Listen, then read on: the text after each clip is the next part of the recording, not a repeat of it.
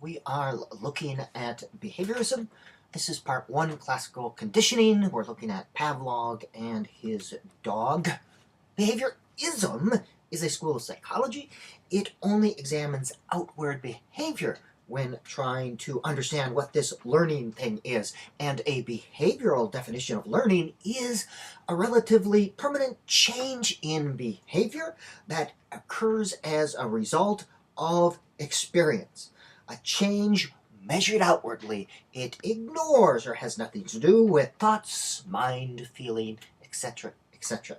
So, behavioral learning theories seek to describe or control the conditions or the stimuli that affect an organism, that cause the organism to respond with particular behaviors. Stimuli, conditions, and the response. So conditioning, then, a term associated with behaviorism, is when an organism associates, or a desired behavior is associated with a previously unrelated stimuli. They are conditioned, the organism, to respond in a certain way. They don't do it naturally.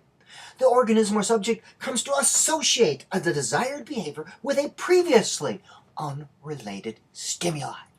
Conditioning. Now, there are two kinds of conditioning, classical and operant, and we will look at classical first. How I remember the difference: classical, oh, it's a classical experiment, the dog. Pavlov, a classic experiment, classical. And operant has the subject trying to operate on the environment.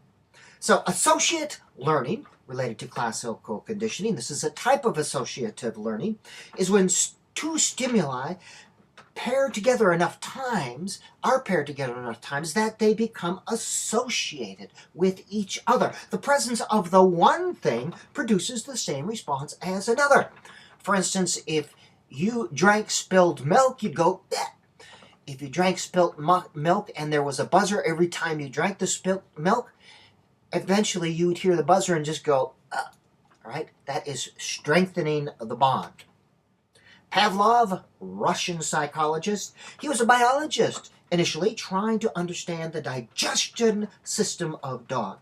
He was originally placing meat powder in a dog's mouth to study salivation, but he noticed things by accident. He noticed that the meat powder also caused the dog to salivate when the food dish was presented or when the door was slammed. A physical thing was causing a physical reflex or reaction. So, the bell. Eventually, the meat powder became paired with the bell many, many times. And eventually, just the bell caused the dog to salivate. It was a change in behavior, reflex, or rewiring of the brain, if you will. That is classical conditioning, when a neutral stimuli, the bell, is paired with a stimuli, the meat powder, to create a reaction or a response. It's the principle of contiguity. Two things paired together enough times so that one becomes associated with each other. Now, this gets kind of confusing, but let us look. Before conditioning, the unconditioned stimuli was the meat powder, and that led to an unconditioned response, no conditioning necessary, the salivation. Simple enough. During conditioning, the unconditioned stimuli, the meat powder, is paired with a neutral stimuli, the bell. Nothing happened one way or the other. And this also led to an unconditioned response, the salivation. Now in part 3, the neutral stimuli, the bell, becomes associated with the unconditioned stimuli, the meat powder, so that it becomes a conditioned stimuli through association. All right? It's the same response, although now it is a conditioned response. So after conditioning, the conditioned stimuli, the bell, now causes the conditioned response, which is salivation. And you have been gosh darn conditioned. In part 1, classical conditioning.